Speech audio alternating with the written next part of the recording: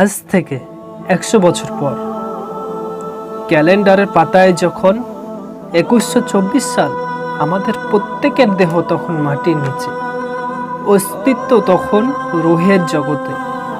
ইতিমধ্যে ফেলে যাওয়া আমাদের সুন্দর বাড়িটা হয়তো নেক্সট প্রজন্ম ভোগ করছে। পছন্দের কাপড়গুলো ব্যাকডেটেড হয়ে গেছে।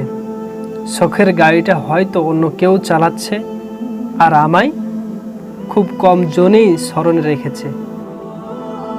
কেউ বা ভাবেও না হাতে সময় নেই, যাদের জন্য সব করতে নিজের জীবন শেষ করে দিয়েছিলাম। আচ্ছা, বাস্তবতার এই জীবনে আপনি আপনার দাদাকে কতবার স্মরণ করেন? আপনার দাদির কথা কখনো কি আপনার মনে পড়ে? পৃথিবীর বুকে আজকের এই বেঁচে থাকা, এত হইচই, এত মায়া কান্না এভাবেই চলছে। গত হওয়া অসংখ্য প্রজন্মকে টপকে আমরা এই জীবন লাভ করেছি, তেমনিভাবে আগামীতে অসংখ্য প্রজন্মের ভিড়ে হারিয়ে যাবে এই জীবন। যত প্রজন্ম আসছে আর যাচ্ছে, দুনিয়াকে বিদায় জানাবার দায়িত্ব, ক্ষমতা অন্যের হাতে অর্পণ করবার কিংবা কারো ইচ্ছা অপূর্ণ রেখে যাবার পূর্বে খুব কম জনই সময় পায় ফেলে যাওয়া জীবনটা একটু ফিরে দেখবার।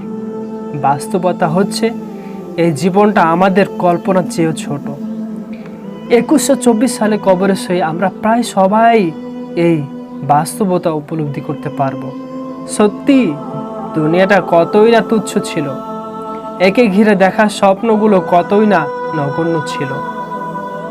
২১২৪ সালে আমরা অনেককেই চাইব এই যদি জীবনটা মহৎ কিছুতে উৎসর্গ করতে পারতাম, ইসলামের জন্যে, নেক আমল সংগ্রহের জন্যে আরও কিছু করতে পারতাম। মৃত্যুর পরে যে কাজগুলো আমাদের উপকার করে যেত, সেগুলোর পেছনে যদি আরও সময় উৎসর্গ করতে পারতাম। শুধুই আফসোস, যারা ইসলামের আলোকে জীবন পরিচালিত করেনি, তারা চিৎকার করে এই কথাগুলো বলবে, কিন্তু কোনো ফল বয়ে আনবে না। এই হাহাকার। হায়, আমরা যদি আল্লাহ ও রাসূলের আনুগত্য করতাম,